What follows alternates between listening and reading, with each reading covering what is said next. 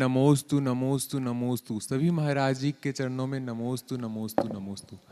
गुरुदेव, दिल्ली से एक बहुत दर्दनाक घटना सुनने में आ रही है, जहां 9 लोगों की मृत्यु हो गई एसी में ब्लास्ट में। तो महाराज जी, इसमें एक बहुत मुख्य कारण ये भी देखने के लिए आ रहा है कि लोग बाहर नहीं निकल पाए क्योंकि उनके घरों में इलेक्ट्रॉनिक ऑटोमेटिक डोर्स लगे हुए थे। तो महाराज जी, ये जो हाईटेक टेक्नोलॉजी आजकल हम यूज़ कर रहे हैं, ये हमारे सुविधा के लिए है या यही हमारा विनाश का कारण बनते जा रहा है? नमोस्तु गुरुदेव। आपने जो घटना अभी बताई है, बहुत ही दर्दनाक खौफनाक घटना है।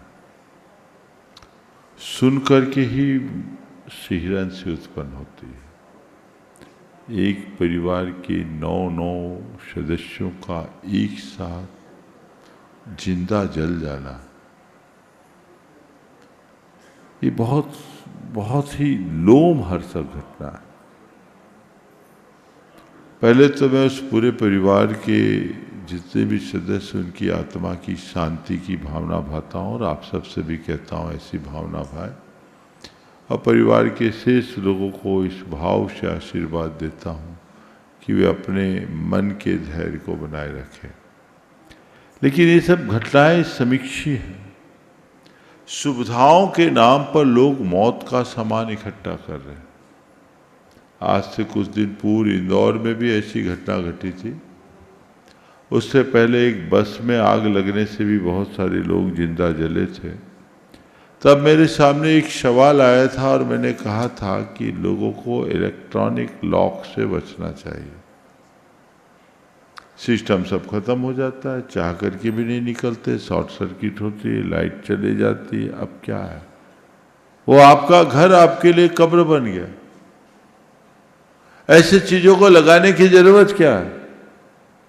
मैं सभी भक्तों से कहना चाहूंगा, थोड़ा जागरूक होइए। आधुनिकता के नाम पर ऐसी चीजों का इस्तेमाल करने से बचिए।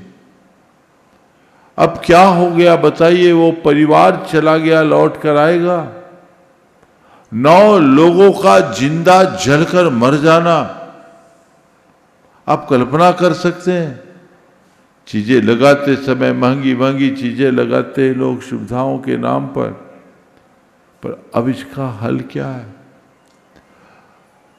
जो घटना घट गई उसकी पूर्ति नहीं हो सकती, लेकिन इससे सीख तो लेना चाहिए। मैं सभी से कहता हूं, जिनके जिनके घर में इस तरह के लॉक्स लगे हैं, हटा दो। ये लॉक तुम्हारी रक्षा भी नहीं करने वाले। जिस दिन चोरी चमारी होना है सब हो जाएगा, बचने वाले नहीं है। एक ने कहा, महाराज लोग सोचते चाबी का गुच्छा लेके कौन घूमे, इससे बचने के लिए। लेकिन अब क्या होगा बोलो, इसका क्या जवाब है? हर घर के सदस्य को इस पर गंभीरता से विचार करना चाहिए और इस तरह की चीजों के अनुकरण की प्रवृत्ति से बचना चाहिए। आप अपना घर मकान बनाए,